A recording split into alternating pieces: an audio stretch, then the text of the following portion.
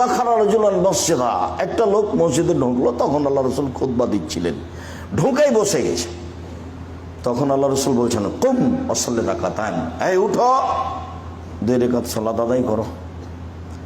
তাহলে বোঝা যাচ্ছে যে খুতবা চলাকালীন কেউ যদি এসে বসে যায়, তাহলে ইমামের উচিত কি করা?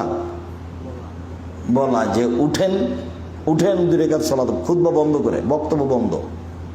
আগে আগে উঠাতে হবে, তারপরে 2 রাকাত সালাত আদায় করতে হবে, তারপরে বক্তব্য। হাদিস তো বুখারী মুসলিম, ভেবেছে নাকি? বলে ভেবেছে না মন্তব্য, ভেবেছে না মন্তব্য, মন্তব্য দিয়ে চলছে যুগ যুগ, শতাব্দীর পর শতাব্দী, কোনো সমস্যা নেই। ফলাফল বিচার তো আর এখন নয়, বিচার তো পরেই। এই ফেসবুককে যে হাইকোর্টে সব বিচার করে নিবে।